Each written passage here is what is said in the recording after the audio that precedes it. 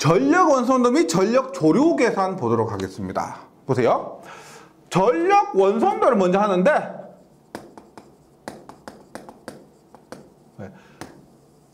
전력 관계에 된 것을 우리가 원으로 그려서 해석하는 겁니다. 보세요. 우리가 피상전력을 유효전력 플러스 j 무효전력입니다. 했을 때 P가 뭐요? 피상전력이고 P가 유효전력입니다. 그 다음에 J가 들어갔기 때문에 이 Q가 무효전력이에요. 이러한 관계가 있는데 조건이 있어요. 송전단 전압과 수전단 전압이 일정하다고 가정한다면은 이 전력은 위상 세타에 의해서 결정이 된다는 겁니다. 위상 세타에 의해서. 예를 들어서 보세요. 이 지점에 있어서 보세요. 만약에 P가 0도, P와 Q가 이루는 각도가 0도다. 그 다음에 10도다, 20도다, 30도다. 그 다음에 마이너스 10도다, 마이너스 10도다, 마이너스 30도다. 이렇게 하면은 전체 전력이 어떻게? 이렇게 원을 그리게 된다는 겁니다. 즉, 해당 위상에 따른 어떤 위상에 따라서 유효전력과 무효전력, 그 다음에 피상전력 값을 알 수가 있다는 거예요. 예를 들어서 이렇게 보시면 됩니다. 우리가 송전단 전력은 수전단 전력 플러스 전력 손실 이렇게 나타낼 수가 있죠. 그래서 수전단 전력은 수전단 전압 곱하기 수전단 전류 곱하기 수전단 역률, 그 다음에 이것은 수전단 전류의 제곱 곱하기 선로의 저항, 이렇게 구했던 것을 전력 원선도 이 원을 그려서 간단하게 해석할 수가 있다. 이것이 전력 원선도라는 거죠. 그래서 결론 이겁니다. 전압이 일정할 때 세타에 의해서 송전단 전력과 수전단 전력이 결정된다. 그것으로 우리가 여러 가지를 해석할 수가 있는데 일반적으로 이렇게 됩니다. 보세요. 기억해 주셔야 될 것은 가로축이 뭐예요? P, 유효전력입니다. 세로축이 Q예요. 무효전력입니다. 이때 송전단은 보통 중심을 여기에 두고 이렇게 그려집니다. 송전단. 그 다음에 수전단은 중심이 여기 정도 있고요. 그 다음에 이런 식으로 그려집니다. 이때 시험에 나오는 건 뭐냐? 전력 원선도에서 해석을 그렇게 꼼꼼하게 하실 필요까지는 없고요. 일단 가로축이 유효전력이다. 세로축이 무효전력이다. 그 다음에 요 반지름 있죠? 반지름. 이게 전력 원선도의 반지름이 뭐냐면 로라고 하는데 로는 B분의 VS VR입니다. 즉 제가 처음에 가정을 뭐라고 했냐면 송전단 전압과 송전단 전류가 같다라고 했죠. 송전단 전압과 수전단 전압이 일정하다 그랬죠. 그 다음에 이 B는 뭐예요? 우리가 저번에 했던 4단자 정수 중에서 임피던스 성분입니다. 그래서 4단자 정수에서 임피던스 성분분의 VS, VR이 이 전력 원선도의 반지름이다. 요거 시험에 잘 나옵니다. 꼭 기억을 해주시고요. 이럴 때 우리가 전력 원선도를 그려라 이런 것은 의미가 없습니다. 시험에 나오는 거 위주로 해주시면 되는데 이것을 가지고 뭘 알 수가 있느냐? 뭘 알 수가 있느냐? 앞에서 말씀드렸지만 계산을 해서 구하는 것이 아니고 이 전력 원선도로 의해서 어떻게 이러한 위상각 세타일 때 유효전력 할 수가 있고 무효전력 할 수가 있고 전력 손실 할 수가 있고 효율, 역률 이러한 관계를 모두 알 수가 있다는 겁니다. 그래서 전력 원선도 한번 보도록 할게요. 정전압 송전 방식에서 전압이 일정하다는 거요.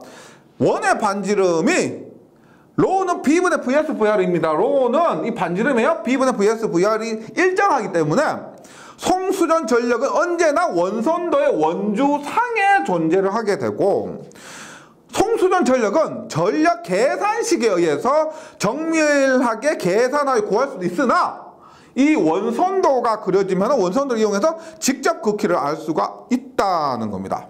그러면 전력 원선도에서 구할 수 있는 게 뭐냐?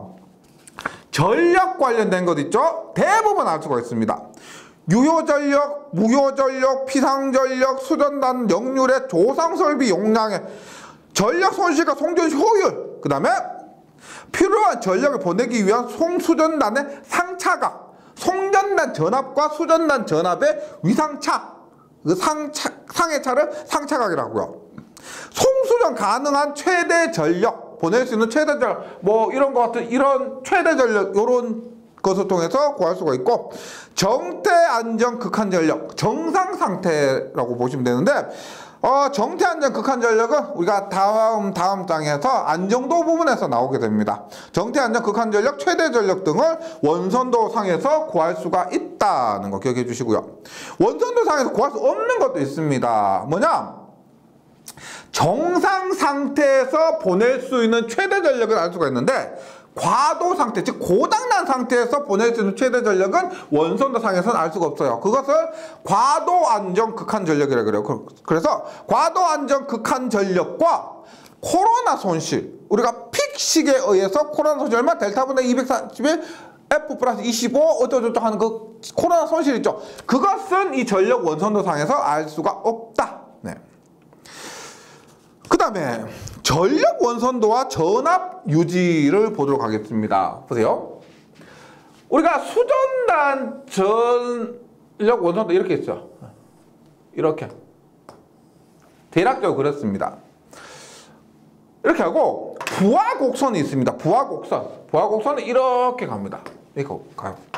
그러면 일정한 전압을 보내고 받는 것이 굉장히 중요합니다. 내가 원하는 전압, 우리 집에 220V가 들어와야 되겠죠. 그렇게 해야만 우리 집에 있는 뭐 가전제품들이 정상적으로 오래 사용할 수가 있습니다. 송전, 수전 계통에서도 원하는 전압을 받아야 돼요. 그랬을 때 전력 원선도와 그 다음에 이게 부하곡선입니다. 이 부하곡선이 만나는 점, 이 지점에서는 우리가 일정한 전압을 받을 수가 있어요. 일정한 전압이 수전됩니다. 수전되는데 만약에 원선도상에서 이러한 점이나 이러한 점에서는 이러한 점에서 얘가 무효전력이라고 했죠. 무효전력인데 이 점에서는 무효전력이 부족해요. 그러면 이 지점으로 가기 위해서 이만큼의 무효전력을 더 공급을 해야 되고, 이 지점에서는 무효전력이 더 더 남습니다. 그래서 이 지점에서는 무효전력을 더 빼줘야 되는 겁니다. 그것을 얘기하는 거예요. 그래서 전력 원선도와 전압 유지라는 것은 일정한 전압을 받기 위해서는 일정한 무효전력이 요것과 요것 만나는 점 있죠? 이 지점에 무효전력이 공급돼야 되는데 맞지 않으면은 원하는 무효전력을 공급해야만 우리가 원하는 전압을 받을 수 있다. 그 개념입니다. 그리고 이것은 개념은 이렇고요. 지금 여기서는 뭐 특별하게 설명하기보다는 문제에서 문제풀이를 통해서 확인해 주시면 좋겠습니다. 한번 볼게요. 전력 원선도 전압 유지는 원선도 상에서 무효전력은 유효전력과 무효전력인데 이 지점의 무효전력, 요거 무효전력은 발전기가 현재 개통 조건에서 일정 전압을 유지하면서 서류를 통해서 수전단에 공급 가능한 무효전력을 의미하는데, 따라서 이 공급 무효전력과 부하의 무효전력의 차이가 나면, 말씀드렸죠? 공급 무효전력과 부하의 무효전력의 차이가 발생하면은 수전단에서 일정한 정전압을 유지할 수가 없습니다. 원하는 전압을 받을 수가 없어요. 그래서 조상 설비를 이용해서 수전단에 무효전력을 공급하거나 혹은 과잉분을 소비해서 수전단 전압을 일정하게 유지해야 되며 원선도상의 원주에 유무효전력을 실어줘야 정전압 송전이 가능하다. 개념은 이렇다는 겁니다. 이렇게 되고 요것에 대한 확인은 문제풀이에서 확인하도록 할게요. 그 다음에 전력 조류가 있습니다. 전력 조류. 이건 개념이 뭐냐면,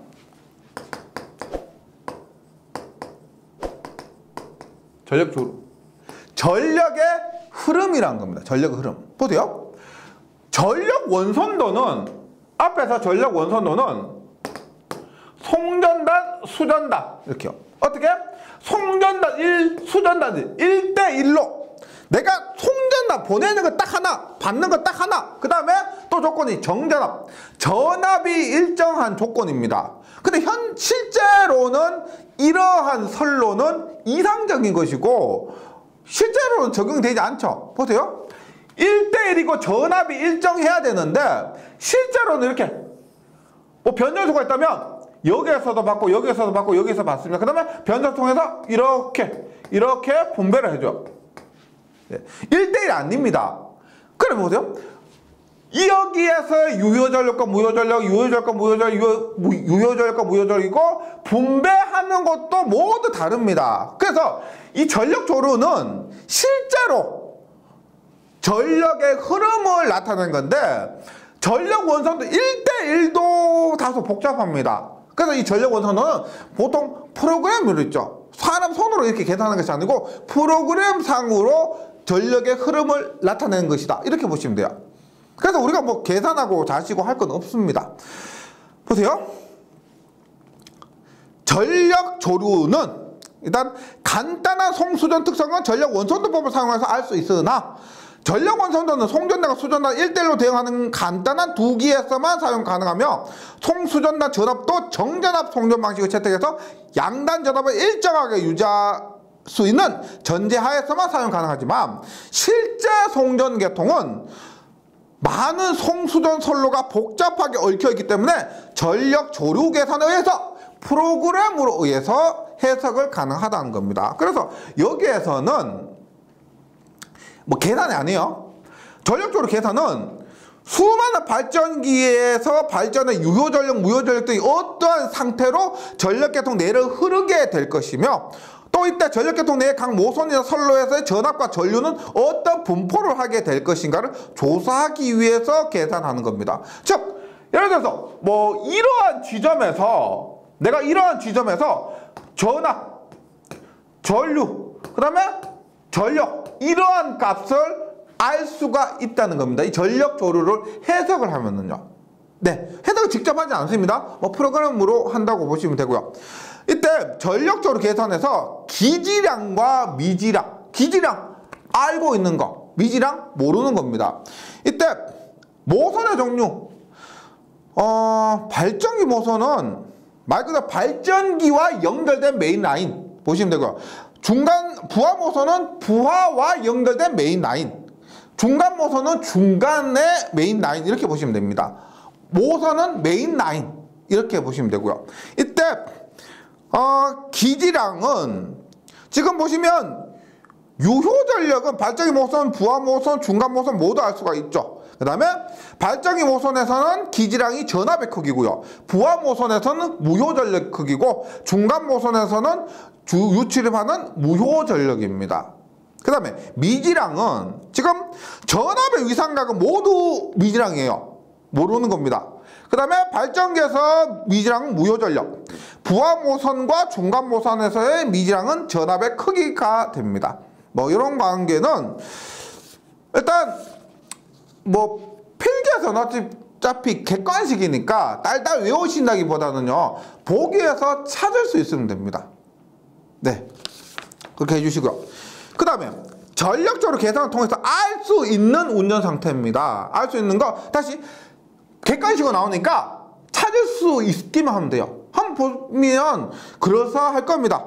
각 모선의 전압 분포, 각 모선의 전력, 각 선로의 전력 조류, 전력 흐름, 각 선로의 송전 손실과 각 모선의 상차각 등을 전력 조류 계산을 통해서 알 수가 있고요. 전력 조류 계산의 목적, 이것이 시험에 잘 나오고요. 실기에서도 나온 적이 있습니다. 전력 조류 계산 목적은 여기 전력 계통의 사고 예방을 제어. 어느 한쪽으로 너무 많이 가거나 어느 한쪽으로 부족하게 가고 하면은 사고가 발생할 수가 있죠. 사고 예방 제어. 그다음에 운용 계획 입안. 전체 흐름을 통해서 운용 계획을 우리가 입안할 수가 있고, 그 다음에 확충 계획 입안할 수가 있습니다. 확충 계획 예, 어렵지 않죠, 이거는? 네. 그래서 전력조류는 여기서 나오는 것 그냥 내용 중에서 한번 쭉 읽어보시고요. 보기에서 찾을 수 있을 정도만 한번 정리를 해주시면 되겠습니다. 그 다음에 송전 용량 및 경제적인 송전 전압입니다. 어때요? 우리가 예를 들어서 원자력 발전소 하나 한 기가 1000메가와트다. 원자력 발전소 한 기의 용량이 1000메가와트입니다. 얘가 전력이죠. 그러면 우리가 송전을 하는데 예를 들어서 1000메가와트를 500메가 곱하기 뭐 2에서는 할 수가 있고 뭐 1000메가 1에서는 할 수가 있습니다. 그 다음에 765kV로 송전할 수도 있고 345kV로 송전할 수가 있습니다. 당연히 이렇게 했을 때 뭐 전압이 2배 차이라고 했을 때는 전류는 얘가 똑같은 용량이라고 했을 때는 전류가 얘보다 요것이 2배가 되겠죠. 그래서 송전 용량을 얼마로 하고 송전 전압을 얼마로 하고 그것을 결정하는 것. 원래 조금 더 복잡하겠지만은요. 지금 간단하게 용량과 전압을 결정하는 방법에 대해서 지금 배우도록 하겠습니다. 일단 송전 용량입니다. 용량이란 것은 전력이에요. 전력. 송전 선로로 보낼 수 있는 최대 전력을 얘기하고요. 단거리 송전 선로에서 송전 용량 결정 시 고려사항과 장거리 송전 선로에서 송전 용량 시 고려사항이 다릅니다. 단거리에서는 우리가 보세요. 1장에서 전선 굵기 선정 시 고려사항 뭐가 있었어요? 전선 굵기 선정 시 고려사항보다 허용 전류, 전압 강화, 기계대 강도 있었죠.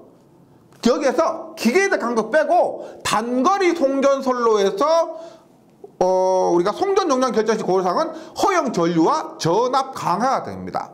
그 다음에 장거리에서는 중거리는 어중간한 거 고려하지 않고요. 장거리에서는 일단 송수전단 전압의 상차각, 송전단 전압과 수전단 전압의 위상차, 상차각. 그 다음에 조산기의 용량이 적당할 것.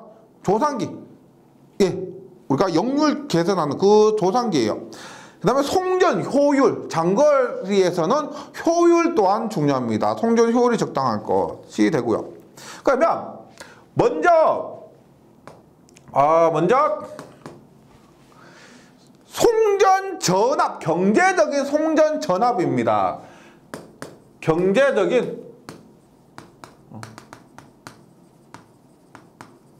근데 요거 스틸식이요. 예전에는 필기에서만 나왔었는데 최근에는 실기에서도 많이 나오고 있습니다. 그래서 필기 합격하면 땡이다 아니에요. 이게 실기에서 이 스틸식이 뭐 이론적으로 다루는 교재가 별로 없습니다. 이것은 필기에서 갖고 가셔야 됩니다. 스틸식 봅니다. 송전 전압이기 때문에 V가 됩니다. V가 되고 V는 5.5 곱하기 루트에 요 값을 일단 중요한 것 중에 하나가 뭐냐면 단위가 전부 킬로입니다. 전부 킬로 해보세요. 0.6L 플러스 0.01P 혹은 100분의 P예요. 100분의 P. 단위가 뭐냐? 킬로볼트가 됩니다. 킬로볼트. 즉 V는 킬로볼트, L은 킬로미터, P는 킬로와트가 됩니다. 와트. 그래서 만약에 100kg고 뭐 10,000kW다라고 하면은 대입하면은 바로 전압 값이 결정되는 거죠. 요거 공식 있죠? 필기에서 굉장히 자주 나오고요. 실기에서도 나온다 그랬습니다. 꼭 좀 시험, 자격증 취득할 때까지 기억해 주셔야 될 시기입니다.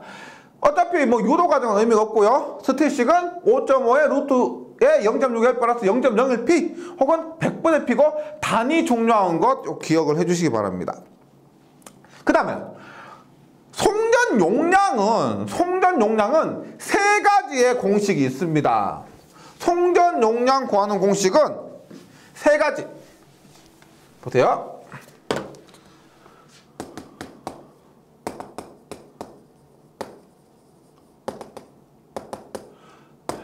첫 번째,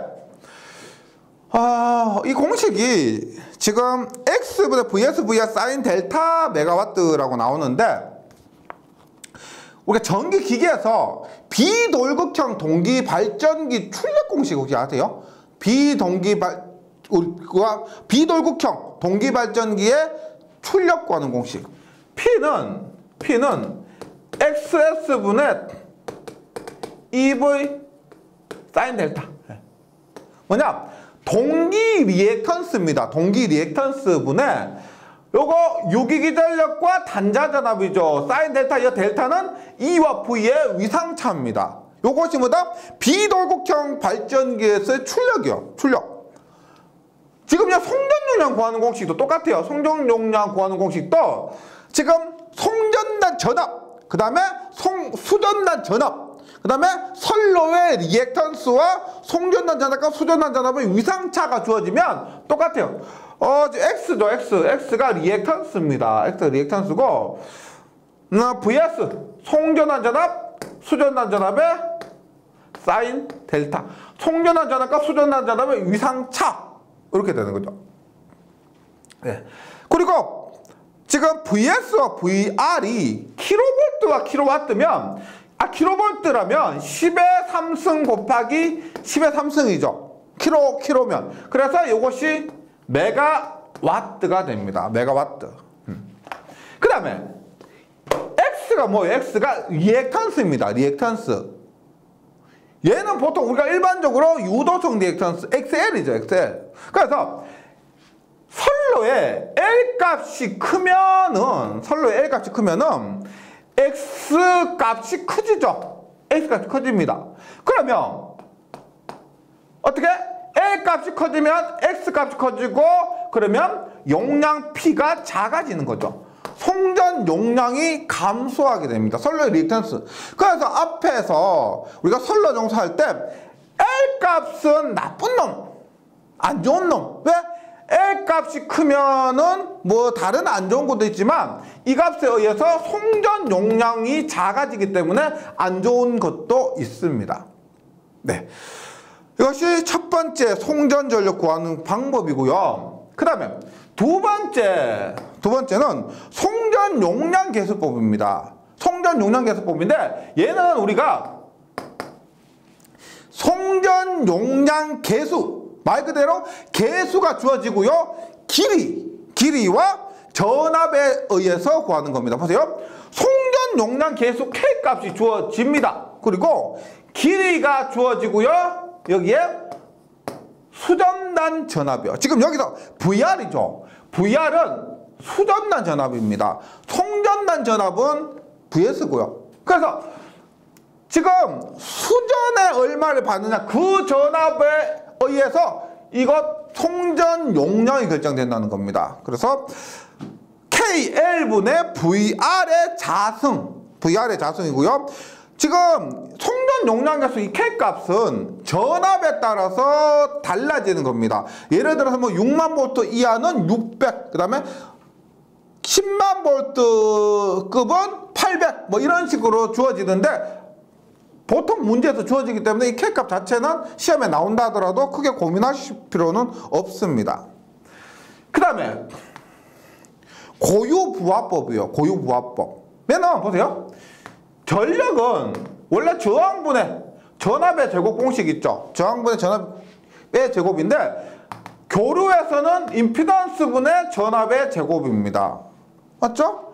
그런데 이 임피던스가 선로의 특성 임피던스라면 루트 C분의 L, 3장에서 했었죠? 루트 C분의 L분의 전압의 제곱 해서 얘가 고유부하법입니다. 임피던스를 대입해서 한 고유부하법인데, 회선당 메가와트가 되는 거예요. 회선당 메가와트고, 송전이니까 얘가 다시 말하면 킬로라면 킬로 곱하기 킬로의 제곱이니까 메가와트가 되는 거죠. 이것이 고유부하법이 됩니다. 네, 요거 앞에서 했던 우리가 스틸식에 의한 송전 전압과 지금 송전 용량, 그 다음에 송전 용량 계수법과 그 다음에 고유부하법에 의한 이 전력 공식 있죠? 유도하실 필요 없고요. 제가 다른 부분은 과정을 이해하라고 말씀드렸는데 이 부분은 그냥 대놓고 외우셔야 됩니다. 공식 외우셔야 돼요. 다른 거 없어요. 네, 정리를 해주시기 바랍니다. 그 다음에 페란티 현상이 있습니다.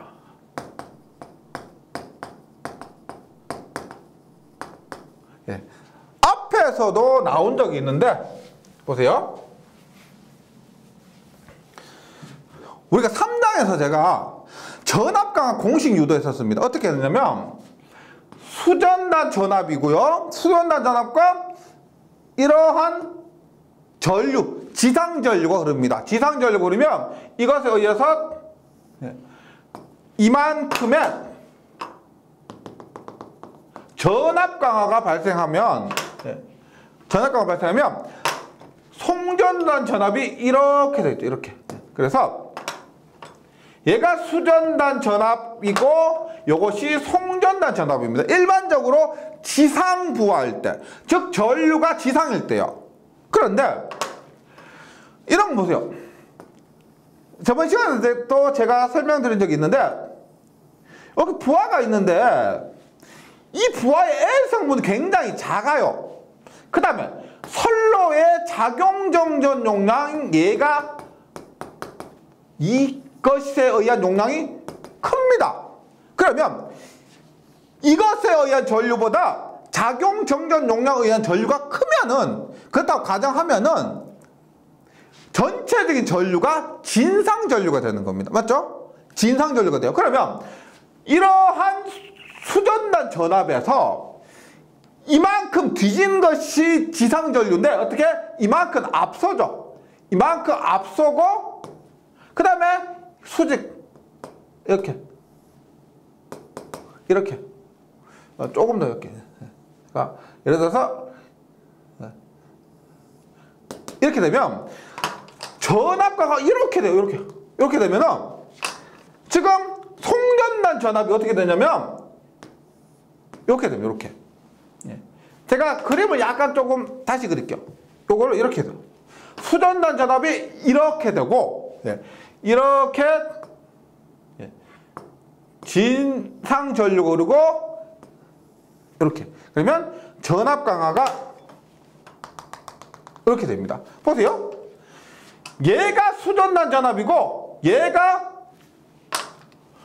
송전단 전압이에요. 어떻게 되느냐? 진상 전류가 흐르면 수전단 전압과 송전단 전압 중에서 수전단 전압이 더 커져버린다는 겁니다. 진상 전류에 의해서. 예를 들어서 내가 VS가 100V인데 VR이 110V예요. 100V 보냈는데 110V 왔으니까 더 좋다. 그거 아니죠. 내가 원하는 전압이 와야 됩니다. 우리 집에 보세요. 220V가 전격 전압인데 좀 지은 지 오래된 집 같은 경우는 전압 찍어보면 230V, 240V 나와요. 그러면 그 형광등이나 텔레비전이나 수명이 굉장히 다운됩니다. 그래서 전압이 높아진다고 좋은 것이 아니고 원하는 전압이 나와야 된다는 거죠. 그래서 지금 페란티 현상은 뭐냐면 이러한 선로의 정전 용량 등에 의해서 이 원인으로 인해서 송전단 전압보다 수전단 전압이 높아져 버리는 현상을 페란티 현상이라고 합니다. 다시 선로의 정전 용량 이러한 값이 너무 크면은 이 값이 더 클 때 송전단 전압보다 수전단 전압이 더 커져 버리는, 지금 벡터도에서도 알 수 있지만 수전단 전압이 송전단 전압보다 더 크죠. 이런 것을 얘기합니다. 그래서 교재를 보시면 정전 용량 때문에 이것이 뭐 선로의 정전 용량 혹은 뭐 부하의 정전 용량 등이 있다면 이러한 정전 용량 때문에 전압보다 위상이 앞선 충전 전류의 영향이 클 때 콘덴서에 흐르는 전류가 뭐예요? 충전 전류죠. 선로에 흐르는 전류가 진상이 되어서 수전단 전압이 송전단 전압보다 높아지는 현상을 얘기합니다. 교재에 있는 그림 한번 참고해 주시고요. 그러면 당연히 좋은 게 아니니까 방지를 해야 됩니다. 방지를 하려면 페란티 현상을 방지하려면 어떻게? 페란티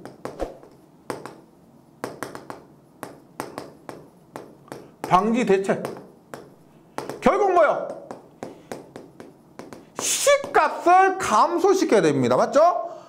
여기서 했지만 C값을 감소시켜야 됩니다. C값을 감소시키려면 얼마? L값을 증가시켜야 된다는 거죠. 이게 앞에서 우리가 전력용 콘덴서하고 동일합니다. 전력용 콘덴서 설치할 게 뭐예요? 부하의 L값이 크니까 역률이 나빠지고, 그래서 우리가 L값과 반대가 되는 C값을 설치하는 거죠. 그것이 전력용 콘덴서의 원리였고, 페란티 현상은 역률과 관련해서 말하진 않지만은 원리는 똑같은 겁니다. C값이 크니까 L값을 더 크게 해야 된다. 그래서 C값을 감소시켜주는 그런 원리가 되는 거죠.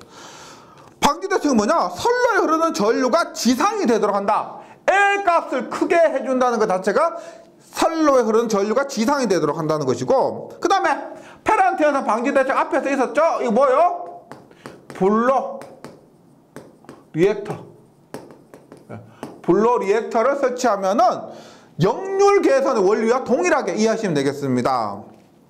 그 다음에 동기조상기의 부정여자 운전. 동기조상기 어떻게? 이렇게 했을 때 부정여자라면 뭐가 된다? L이 되죠. 그래서 동기조상기를 부정여자라면 L로 동작하기 때문에 페란티 현상을 방지할 수가 있다. 이런 거예요. 네. 페란티 현상도 필기실기 자주 나옵니다. 그 다음에 주파수와 전압제어입니다. 주파수와 전압제어. 결과적으로 이렇게 보시면 돼요. 보세요. 우리가 발전기에서 회전 속도가 빨라지면은 출력이 증가하게 됩니다. 당연하겠죠? 예를 들어서 수차가 있어요. 수력발전소의 수차 혹은 화력발전소의 터빈이 있는데, 얘가 이렇게 도는 것보다 빨리 돌수록 출력이 더 커집니다. 출력이 더 커져. 그러면 회전 속도는 곧 주파수와 관련이 있죠. 주파수와 관련이 있습니다. 즉 유효 전력은 이게 출력 유효 전력입니다. 출력 유효 전력이죠. 예. 이 관계는 수력 발전이나 화력 발전 부분 참고해 주시면 되고요. 유효 전력은 주파수와 관련이 있다. 그래서 유효 전력 제어는 주파수 조정. 유효 전력 조정은 주파수 조정입니다. 이거 기억해 주시고요. 그래서 주파수 조정하기 위해서 회전 속도를 조정한다 보시면 조속기, 속도 조절기입니다. 에 의한 발전기의 기계적 입력 제어. 예, 기계적으로 입력을 제어할 수가 있습니다. 그렇게 해서 주파수 조정하고요. 그 다음에 무효 전력은 앞에서 조금 전에 전력 원성도 하면서 전압은 무효 전력으로 조정한다 그랬죠. 그 개념에 의해서 전압은 무효 전력, 즉 Q 무효 전력으로 전압을 조정하게 됩니다. 원하는 전압을 만들기 위해서 무효 전력을 조정한다. 그래서 조상 설비에 의한 무효 전력 제어. 그 다음에 발전기의 여자 전류 제어. 발전기의 여자 전류, 계자 전류를 제어하면은 이렇게 무효 전력이 조정된다는 거에서 이 관계도 기억을 해주시기 바랍니다. 그 다음에 이번 장 이론에서 마지막인데 전력계통의 연계입니다. 전력계통의 연계인데, 전력계통의 연계는 뭘 말하냐면은 어때요? 여기에서 공식이 나온 것도 아니고 그냥 개념 조금만 이해해 주시면 됩니다. 전력 계통의 연계인데 이렇게 보시면 돼요. 내가 부하에서 100kW 100kW를 필요로 합니다. 100kW 필요하는데 한전에서 이렇게 80kW를 공급을 하고요. 나머지를 우리가 일반 민간 전력 발전하는 풍력 발전이나 태양열 발전 있죠. 거기에서 이렇게 20kW를 공급을 하는 겁니다. 그래서 내가 100kW를 소비를 하는데 만약에 전력회사에서 80kW밖에 여유가 없어요. 그래서 야 80kW 아니니까 20kW를 더 증설하자. 딱 맞춰서 20kW만 증설할 수가 없죠. 그래서 모자라는 부분은 이렇게 신재생 에너지라고 보시면 됩니다. 풍력, 태양열 이런 곳에서 공급하는 거죠. 이렇게 하는 것을 우리가 계통연계라고 보시면 됩니다. 네, 그래서 부하에 공급하는데 이때 보시면 지금 전력회사 쉽게 얘기하면 한전과 신재생 에너지의 관계가 연계를 하는데 병렬로 연결이 됩니다. 요 관계만, 요 그림만 좀 이해해 주시면은 여기에 나오는 그 내용은 크게 어려움이 없을 겁니다. 보세요. 전력 계통을 병렬로 운전하는 것으로서 계통을 연계시키면 전력 계통의 규모가 증대되고 계통의 임피던스는 감소합니다. 예를 들어서 여기에 임피던스가 있고 여기에 임피던스가 있어요. 예를 들어서 2옴과 3옴이면 합해서 얼마예요? 2 플러스 3분의 2 곱하기 3하면 전체 임피던스는 1.25옴이 되죠. 병렬로 연결하면 임피던스는 감소가 되고 전체 전력 계통의 규모는 증대가 됩니다. 지금 교재에 예를 들어서 태양광 시스템의 계통 연계가 있는데 여기 보세요. 보통 우리가 태양광 시스템에서 발생한 전력은 직류입니다. 직류. 근데 부하에서 소비하는 것은 교류죠. 따라서 직류의 전력을 발전시켜서 인버터가 뭐예요? 인버터는 교류를 직류로 교류로 변환하는 겁니다. 그래서 교류를 직류로 변환해서 전력회사의 전력과 합쳐져서 부하의 전력을 공급하는 그런 시스템인 거죠. 그래서 장점으로는 설비 용량이 절감된다. 우리가 이것은 이거 민간 사업자라 보시면은 이 신재생 에너지 부분을 제외한 나머지 부분의 변압기나 개폐기, 차단기 등의 용량은 감소된다는 겁니다. 그래서 설비 용량이 절감된다. 건설비 및 운영 경비를 절감함으로 경제적인 급전이 가능하다. 얘를 제외하고요. 요것에 조금 전에 말씀드렸지만 전력이 모자란다고 해서 더 큰 전력 발전소를 만들기에는 경제적으로 그다음에 운용비 면에서 굉장히 효율이 낮다는 겁니다. 그래서 이러한 신재생 에너지를 사용함으로 인해서 발전소를 하나 더 짓지 않아도 된다. 그런 개념으로 다가가 주시면 좋겠습니다. 그다음 경제적인 급전이 가능하고요. 계통 전체로서의 신뢰도가 증가한다. 우리가 신뢰도가 증가한다는 말은 정전이 되지 않는다는 거예요. 즉 여기에서 전력을 공급할 때 부족하면은 원하는 전력 공급 못할 수가 있죠. 이때 이렇게 신재생 부분에서 전력을 공급함으로 인해서 우리가 정전이 되지 않는다. 이렇게 이해하시면 되겠습니다. 부하 변동에 영향이 작아져서 안정된 주파수 유지가 가능하다. 조금 전에 했죠. 유효 전력은 주파수입니다. 유효 전력과 주파수가 관계되는데 부하가 변함에 따라서 얘만 있으면은 부족하거나 하면 유효 전력이 흔들리니까 주파수까지 흔들릴 수가 있는데 얘를 사용함으로 인해서 우리가 안정된 주파수 유지가 가능하다는 겁니다. 다만 단점으로는 연계 설비를 시설해야 됩니다. 맞지만 지금 제가 그냥 이렇게 그랬지만 전압과 주파수가 동일하도록 해서 공급해야 되겠죠. 이 과정에서 연계 설비가 필요하고요. 그 다음에 사고 시 타겟통으로 사고가 파급 확대될 우려가 있다. 예를 들어서 여기에서 고장이 났을 때 어떻게? 고장이 났는데 이쪽으로 정상적인 전력 계통으로 사고가 파급될 우려가 있습니다. 예.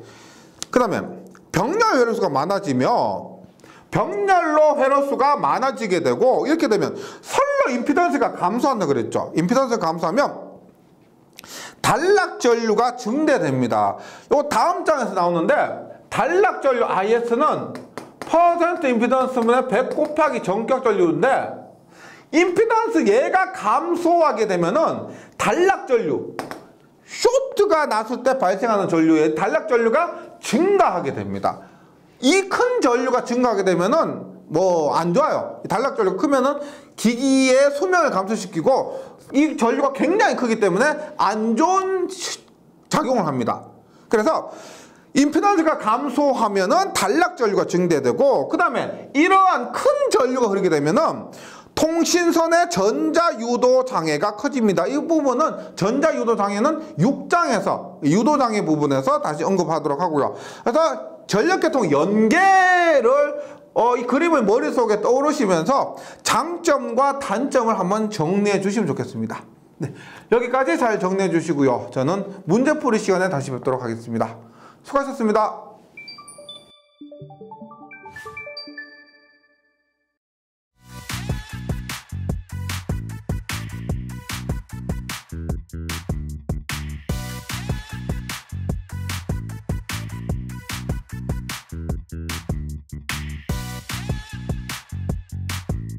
전기 소방 자격증 전문 교육으로 합격을 번개 배송. 다산 에듀.